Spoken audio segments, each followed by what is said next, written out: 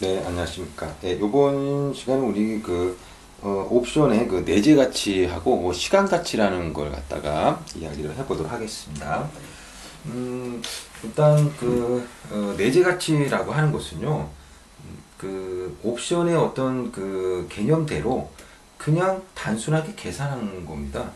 아까 제가 이런 말씀을 드렸죠. 아까 그 행사 가격이 10,000원이었는데, 즉, 10,000원에 만약에 살 수 있는 권리가 있다라고 한다면, 행사 가격은 10,000원이죠. 근데 10,000원에 살 수 있는 권리인데, 그게 콜옵션, 예, 살 수 있는 권리가 콜옵션이겠죠. 행사가 10,000원인데, 기초자산 가격은 12,000원이라고 합시다. 그러면 12,000원짜리를 10,000원에 살 수 있는 거잖아요. 그러면 이 옵션의 가치는 얼마입니까? 바로 기초자산에서 행사 가격을 뺀 것이 바로 옵션의 가치라고 보시면 되겠습니다. 예. 이게 바로 이제 옵션의 가격. 옵션의 가격이니까 이것도 콜옵션 가격이 C라고 하면 되겠죠. 이게 바로 내재 가치입니다. 내재 가치. 예. 별거 없죠, 여러분들. 예. 자, 그러면 옵션의 가격이라고 하는 것은 딱 보면 금방 알 수 있는 거 아니냐? 근데 좀 이런 건 있어요. 뭐냐면 자, 예를 들어 가지고요. 삼성전자를 10,000원에 살 수 있고 기초자산 가격이 12,000원인데 이 삼성전자가 앞으로도 계속 올라갈 걸로 생각이 들어요.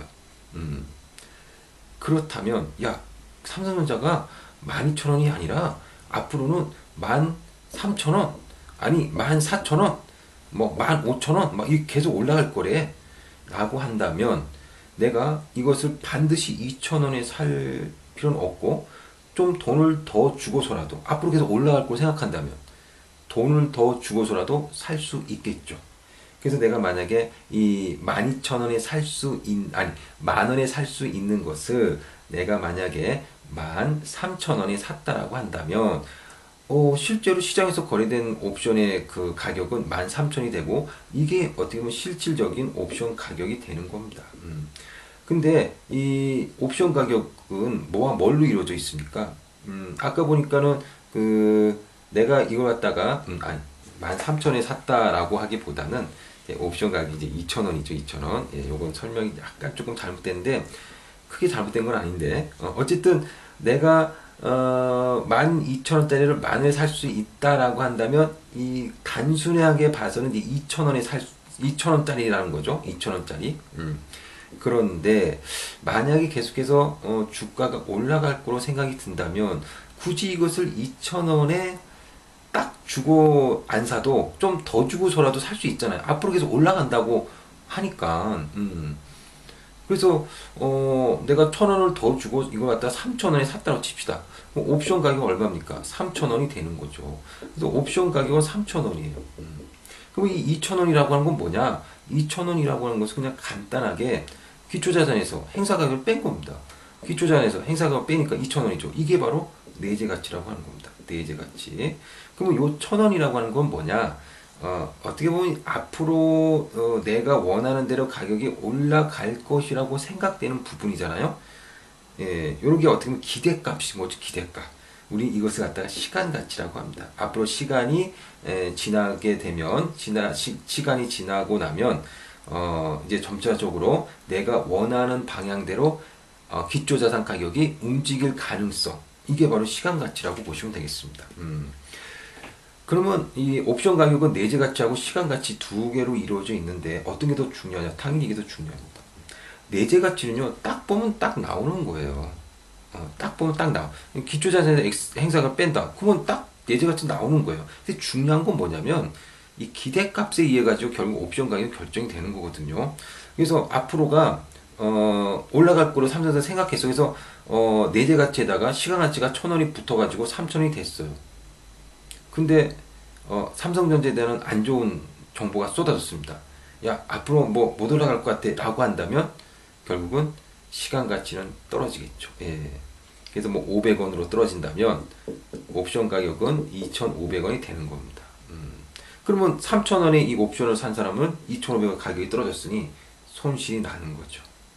자, 그래서 이런 식으로 이제 옵션을 거래하시면 되고요. 거기 보시면 뭐 옵션 가격, 즉 프리미엄이라고 하는 것은 내재 가치하고 시간 가치의 합이라는 것을 알 수가 있고, 그 중에서 이제 시간 가치라고 하는 것은요, 옵션 어떤 거래가 내가 생각한 대로, 내가 생각한 대로라고 하는 것은 나에게 이익이 되는 방향으로 전개될 가능성에 대한 어떤 기대치를 말합니다. 이게 바로 시간 가치라고 보시면 되겠습니다. 자, 그래서 이 시간 가치에 대한 아주 좀 깊이 있는 그런 내용들도 굉장히 많습니다. 근데 우리는 이제 아주 기본적인 내용들만을 갖다가 이야기하는 거니까 뭐 요렇게만 이야기 드리고, 나중에 옵션에 대해서 좀 관심이 있으신다면 뭐 추가적으로 이제 배워보시면 되겠습니다. 제가 이제 선물 옵션에 대한 이야기를 이렇게 간단하게 이야기하지만, 솔직히 선물 옵션 같은 것은 이게 하나의 과목입니다. 예, 그래서 한 학기 내내 선물하고 옵션에 대해서만 배우거든요. 그런 과목이 있어요. 예. 그래서 요렇게 지금 하는 거는 아주 간단한 것들만 이제 우리가 이야기하는 거라고 보시면 됩니다. 자, 그 6페이지 보면 옵션 가격 결정 요인이 나오네요. 자, 이거를 우리가 한번 알아볼게요. 여러분들 그 옵션 가격은요, 아까 제가 내재 가치하고 그 다음에 시간 가치로 이루어진다라고 말씀을 드렸습니다. 그러면 시간 내재 가치에 해당되는 부분이 뭐냐면 바로 기초 자산의 가격 S입니다. 그 다음에 행사 가격 X입니다. 우리 이렇게 표시합니다. 그래서 기초 자산 가격, 행사 가격. 이렇게만 써도 이게 뭔지 다 압니다. 이제 공부를 하다 보면. 그 다음에 시간 가치라는 것도 있는데, 시간 가치라고 하는 것은 무엇으로 구성되어 있냐면요, 바로 내가 만기까지 남아있는 기간, 그 다음에 가격의 어떤 변동성 우리는 시그마라고 표시합니다. 그 다음에 무위험 이자율 R, 이렇게 해서 이게 옵션 가격에 영향을 미친 요인은 크게 5가지로 이제 우리가 이야기를 해볼 수가 있고요. 먼저 이제 기초자산 가격이 어떻게 해서 옵션 가격에 영향을 미치는지 한번 볼까요? 그래프 그려보면 쉽게 알 수가 있습니다. 자, 예를 들어 가지고 행사 가격이 이렇게 되고요. 기초자산 가격이 여기라고 한다면, 콜옵션 같은 경우, 콜옵션을 갖다가 매수한 사람의 경우는 손익 그래프가 이렇게 되죠. 그래서 우리 아까 그래프 한번 그려봤었잖아요. 근데 만약에 콜옵션을 매수한 사람이 있는데 기초자산 가격이 만약에 올랐다고 칩시다. 즉, 지금 현재 그 옵션 가격은 여기잖아요. 요만큼. 그래서 뭐 예를 들어서 여기가 뭐 1,000원이고, 예, 기초자산이 11,000원이라고 한다면, 1,100원이라고 한다면, 옵션 가격은요 100원이 되는 거죠. 근데 만약에 기초자산 가격이 올랐어요. 오르면 이렇게 가겠죠. 1,200원 됐어요. 그러면 옵션 가격은 더욱더 올라서 200원이 될 겁니다. 아, 기초자산 가격이 오르니까 콜옵션의 가격도 오르는구나 라는 것을 알 수가 있겠습니다. 그런데 풋옵션 같은 건 조금 다르겠죠. 풋옵션은 이렇게 그려집니다. 행사 가격. 근데 이제 기초자산이 바로 여기라고 합시다. 그러면 옵션 가치는 바로 요만큼이 옵션 가치입니다. 예를 들어서 여기가 행사 가격이 1,000원이고 그 다음에 기초자산이 900원이라고 한다면 이 풋옵션 같은 경우는 팔 수 있는 권리를 산 거잖아요. 근데 시장에서는 1,000원 하는 걸 나는 시장에서는 900원 하는 걸 나는 1,000원에 팔 수 있으니까 100원 이득이죠. 예. 근데 만약에 기초자산 가격이 더욱더 하락했어요. 하락했죠. 여기가 이제 800원이라고 합시다. 그러면 나는 시장에서 800원 하는 것을 1,000원에 팔 수 있으니 바로 이만큼의 이득이 된 거죠. 따라서 풋옵션 같은 경우는 기초자산 가격이 하락하면 풋옵션 가격은 올라간다. 이렇게 보시면 되겠습니다. 자, 이렇게 여러분들이 이제 이해하시면 되겠습니다. 근데 뭐 이건 솔직히 뭐 외우는 건 아닌데 한번 그래프 그려보면 뭐 다 할 수 있는 그런 내용들이긴 합니다. 예. 그 다음에 그 행사 가격을 볼게요. 자, 만약에 콜옵션 같은 경우 이렇게 그려지죠. 행사 가격이고요. 기초자산입니다. 행사 가격이 커졌어요. 여기 있던 게 지금 현재 그 옵션 가치는 이만큼이라고 보시면 돼요. 옵션 가치는. 근데 행사 가격이 커졌어요. 이렇게 여기로 왔어요. 그러면 얼만큼이 옵션 가치가 됩니까? 이만큼이 옵션 가치가 됩니다. 따라서 행사 가격이 커지게 되면 콜옵션의 가격은 떨어진다라고 보시면 되겠습니다. 근데 풋옵션을 한번 볼까요? 이렇게 되겠죠. 여기가 X이고요. 여기가 S입니다. 풋옵션 가치는 지금 이만큼 풋옵션 가치가 되는 거예요. 근데 행사 가치가 올랐어. 행사 가치가. 그러면 여기로 왔어요. 그럼 풋옵션 가치는 어떻습니까? 커졌죠. 그래서 행사 가격이 오르면 풋옵션 가치는 올라간다라고 보시면 되겠습니다. 그 다음에 이제 만기까지 남은 기간입니다. 이 만기까지 남은 기간은요, 어쨌든 만기까지 남은 기간이 길면 길수록 옵션 가치는 커지게 마련입니다. 이건 콜이나 풋이나 다 동일합니다. 우리가 옵션 가격이라고 하는 프리미엄은 내재 가치랑 그 다음에 시간 가치 이루어져 있잖아요. 시간 가치는 다른 말로 하면 기대치거든요. 기대치. 근데 이제 시간이 많이 남았어요. 그러면 가치도 커질 수밖에 없습니다. 근데 이제 시간이 흘러갈수록 기대치는 점점 줄어들지 않겠습니까? 그래서 옵션 가격도 시간이 지날수록 옵션 가격이 떨어지게 마련입니다. 예를 들면 이런 거죠.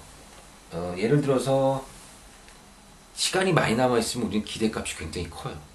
예를 들어서 초등학교 때 우리 장래 희망은 뭐 예를 들어서 뭐 장관이 될 거야, 대통령이 될 거야, 그 다음에 교수가 될 거야, 과학자가 될 거야. 이 꿈이 아주 큽니다. 세계적인 축구 선수가 될 거야. 하지만 중고등학교로 올라오게 되면 시간이 이제 얼마 안 남았기 때문에 이제 꿈이 좀 쪼그라듭니다. 예를 들어서 대통령, 장관 뭐 이런 거에서 장관은 좀 그렇고 뭐 공무원, 좀 고위 공무원, 세계적인 축구 선수는 좀 그렇고 국내에서 좀 그래도 잘 나가는 축구 선수 뭐 이런 식으로 좀 쪼그라들죠. 근데 대학교 졸업반이 된다. 옛날 꿈은 다 잊어버리고 취직이나 했으면 좋겠다. 이런 식으로 변하는 겁니다. 어쨌든 우리는 시간이 자꾸 가면 갈수록 그 꿈은 쪼그라든다 이런 얘기입니다. 여러분들 꿈은 쪼그라들면 안 됩니다. 시간이 좀 없다 하더라도 원래 품었던 꿈을 포기하지는 마십시오. 그건 그거고 어쨌든 옵션 가격은 어쨌든 시간이 갈수록 기대값은 떨어지게 마련이니까 시간 가치도 작아져요. 시간이 갈수록. 그러니까 옵션 가격도 떨어질 수밖에 없어요. 시간이 갈수록 옵션이 떨어지는데 어쨌든 근데 그러니까 시간이 크면 클수록 옵션 가격, 즉 프리미엄 옵션 가격은 상승한다 이렇게 보시면 되겠습니다. 그 다음에 가격 변동성입니다. 변동성도 역시 마찬가지로요. 변동성이 커질수록 내가 원하는 그런 가격이 올 가능성이 크잖아요. 그러니까 프리미엄 P라고 한다면 옵션의 가격도 올라가게 됩니다. 그래서 어쨌든 시간하고 그 다음에 변동성은요 커질수록 옵션 가격이 커집니다. 그 다음에 이제 무혐 이자율입니다. 무혐 이자율. 이 무혐 이자율이라는 건 뭐냐? 그래프 한번 그려볼게요. 자, 우리 이게 콜옵션을 그렸습니다. 자, 여기 행사 가격입니다. 여기는 기초자산. 자, 근데 여러분 행사 가격이라고 하는 건 뭡니까? 예를 들어 행사 가격이 만약에 10,000원이라고 합시다. 10,000원. 행사 가격이라고 하는 것은요. 지금 현재 내가 뭐 콜옵션이라고 한다면 지금 현재 사겠다라는 게 아니라 미래 일정 시점, 즉 만기가 되면 그 가격에 사겠다라는 거잖아요. 그러니까 행사 가격은 기본적으로 미래 가치인 겁니다. 그래서 행사 가격이 미래 가치니까 이게 만약에 10,000원이라고 한다면 현재 가치로 한번 환산해 볼까요? 만약에 이자율이 10%라고 한다 이거 얼마가 된대요? 9090이 되겠지만 만약에 20%라고 한다면 금리가 833으로 되는 거죠. 자, 그러니까 만약에 이게 지금 가치로 따지니까 이게 10,000원이 10%일 때는 9090이 되는데 20%가 되니까 8333으로 된다라는 겁니다. 자, 그렇다면 만약에 10% 이자율 때는 이 정도의 가치가 있었는데 20%로 되자 행상이 여기네요. 이만큼의 가치가 생긴 겁니다. 그러니까는 이자율이 올라가니까 콜옵션 가치는 어떻게 됩니까? 상승한다라고 보시면 되는 거죠. 예. 그래서 이자율이 상승하면 콜옵션 가격도 올라간다라고 보시면 되고, 풋옵션은 반대겠죠. 따라서 이자율이 올라가면 풋옵션의 가격은 떨어진다라고 보시면 되겠습니다. 자, 이게 바로 옵션 가격의 결정 요인들이라고 보시면 되고요. 그 다음에 우리는 옵션을 활용하는 거 한번 볼게요. 자, 옵션 갖다 뭐 어디다 쓰느냐? 뭐 예를 들어서 우리가 수출업자라고 칩시다. 수출업자. 자, 수출업자는요, 물론 뭐 수출업자 같은 경우는 이제 어떤 위험이 있습니까? 환율이 하락할 위험이 있다는 겁니다. 환율 하락 위험이 처해 있다는 거죠. 환율이 하락하면 수출업자는 손실이잖아요. 그래서 수출업자 같은 경우는요, 만약에 1달러에 1,000원에 계약을 맺었는데 환율이 상승하게 되면 이득이 발생하니까 좋지만, 환율이 만약에 떨어지게 된다면 손실이 발생한다라는 겁니다. 그러면 이렇게 손실이 떨어졌을 때가 문제잖아요. 그러면 떨어졌을 때 돈을 버는 게 뭐죠? 바로 선물을 매도하는 겁니다. 선물환을 매도하게 되면 떨어졌을 때 돈을 버니까 이렇게 되겠죠. 하지만 선물을 매도하다 보니까 선물환을 매도하다 보니까 환율이 오르면 또 손실입니다. 그래서 이제 이것을 갖다가 둘이 합하게 되면 결국은 얘가 이득 볼 때 얘는 손실 보니까 쌤쌤이죠. 얘가 이득 볼 때 얘가 손실 보니까 쌤쌤입니다. 쌤쌤입니다. 예. 그래서 결국은 이거 갖다 합치게 되면 이런 식으로 그러니까 결국은 이제 이런 식의 그래프가 나온다라는 겁니다. 그냥 환율이 어떻게 변하든지 간에 일정하게 된다라는 건데, 근데 이제 문제는 뭐냐면 이 선물의 문제점이 뭐냐면, 아니 그 손실 볼 때는 뭐 이렇게 좀 이제 약간 손실 줄어드니까 괜찮은데, 이익 볼 때는 이익을 못 본다는 겁니다. 이익 볼 그런 상황에서는 선물 같은 경우 항상 이게 환율이 어떻게 변하든지 간에 일정하게 나오잖아요. 따라서 옵션을 활용하면 이런 것들 갖다가 우리가 조금 개선할 수가 있다는 겁니다. 그래서 이제 수출업자 같은 경우 환율이 하락하게 되면 손실이니까, 환율이 기초자산이 하락하면 손실이라고요? 그러면 하락했을 때 손실이니, 하락했을 때 돈을 버는 게 뭡니까? 옵션에서 바로 풋옵션을 갖다가 매수하면 됩니다. 풋옵션을 매수하는 그래프는 이렇게 그렸잖아요. 자, 그래서 풋옵션을 그래프를 그려볼게요. 자, 수출업자 같은 경우는요, 여기가 이제 환율이 1,000원이라고 합시다. 수출업자 같은 경우는 환율이 상승하면 이득이고 떨어지면 손실이죠. 그래서 어떻게 하냐면 풋옵션을 매수하는 겁니다.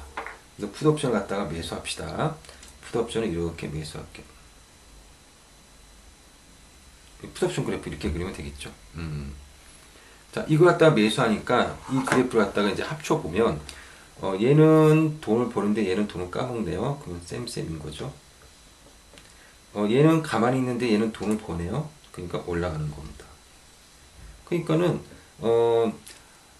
풋옵션을 매수하니까 수출업자가 옛날처럼 환율이 올라갈 때도 옛날보다는 좀 못하지만 그래도 돈을 벌고, 그 다음에 환율이 떨어질 때는 일정한 손실로 제한을 시킬 수 있다는 겁니다. 이게 바로 이제 옵션을 갖다가 활용하는 거죠.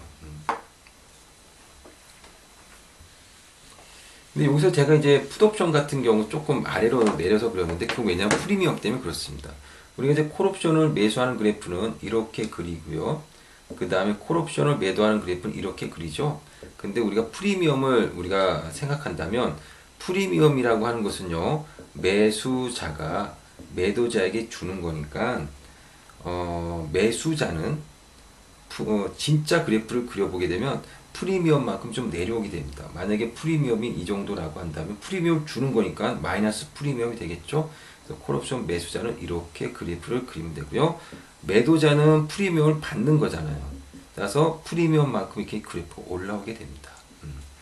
그래서 여러분들 중에는 매도 콜옵션을 매도했다고 콜옵션을 매도하면 가격이 기초자산 가격이 오르면 손실, 기초자산 가격이 내려도 뭐 손실도 아니고 이익도 아니고 그럼 뭐하러 매도를 하느냐 이렇게 물어볼 수도 있는데 미리 프리미엄을 받는 겁니다. 그래서 콜옵션을 갖다가 매도한 사람은 기초자산 가격이 오르면 어쨌든 마이너스가 나지만 기초자산 가격이 떨어져서 상대방이 콜옵션 매수자가 그 옵션 거래를 갖다가 포기하면 프리미엄만큼 이득이 발생하는 겁니다. 그 다음에 매수자는 항상 보면 내가 유리하면 옵션 거래를 행사해서 이득을 보지만 불리하면 내가 행사를 갖다 포기하면 되니까 이게 0이다 뭐 이렇게 해서 뭐 가치가 항상 0 이상이다 라고 설명을 드렸지만 현실적으로는 프리미엄을 주기 때문에 만약에 내가 옵션 그 거래를 포기하게 되면 프리미엄만큼 손실이 나는 겁니다. 이렇게. 물론 이거는 콜옵션뿐만 아니라 그 풋옵션도 이제 마찬가지가 되겠죠. 그래서 풋옵션도 한번 잠깐 그려보면 풋옵션을 매수하는 그래프가 있고요. 풋옵션을 매도하는 그래프가 있습니다. 그럼 프리미엄을 매수자는 주는 거기 때문에 마이너스 프리미엄. 그래서 프리미엄만큼 내려오는 거고요. 그 다음에 풋옵션을 매도한 사람은 프리미엄을 받는 거기 때문에 매도자는 받는 거죠. 그래서 프리미엄만큼 이렇게 올라오게 된다라고 보시면 되겠습니다. 자, 이렇게 해서 우리가 프리미엄을 고려한 그래프들도 한번 같이 그려봤고요. 우리 마지막으로 그 수입업자와 관련된 그런 그래프를 한번 그려보도록 하겠습니다. 수입업자는 어떤 입장이냐면요. 수입업자 같은 경우는요. 환율이 상승하면 손실이 나는 사람입니다. 예. 그래서 수입업자 같은 경우는 환율이 올랐을 때 손실이 나니까 환율이 올랐을 때 돈을 벌 수 있는 게 필요합니다. 그게 뭐냐면 바로 콜옵션을 매수하는 겁니다. 자, 그래서 수입업자는 환율이 상승하게 되면 손실이지만 환율이 하락하게 되면 이득이죠. 그래서 수입업자의 손익 그래프는 이렇게 그려집니다. 그런데 이때 환율이 올랐을 때 손실이니까 올랐을 때 돈을 버는 콜옵션을 매수합니다. 프리미엄을 주고 이렇게 매수하겠죠. 예, 콜옵션을 매수합니다. 그러면 보니까는 여기는 돈을 버는데 얘는 돈을 까먹죠. 얘는 한 사람은 돈 벌고 한 사람은 돈을 맨날 까먹으니까 둘이 합하면 쌤쌤입니다. 근데 여기는 보니까 얘는 가만히 있는데 얘는 돈을 버네요. 그러니까 돈을 버는 거죠. 그래서 이런 그래프가 되는 겁니다. 그래서 환율이 떨어져도 이득을 보고 옛날보다 좀 못하지만 환율이 설사 올랐다 하더라도 일정 손실에 머물러 있게끔 한다는 겁니다. 자, 이게 바로 이제 콜옵션을 매수를 하는 어떤 이유라고 볼 수가 있습니다. 자, 그래서 우리 그 옵션에 대한 어떤 이야기를 아주 간단한 것들이긴 하지만은 간단하게나마 그래도 개념을 이제 설명을 드렸습니다. 자, 여러분 수고하셨습니다.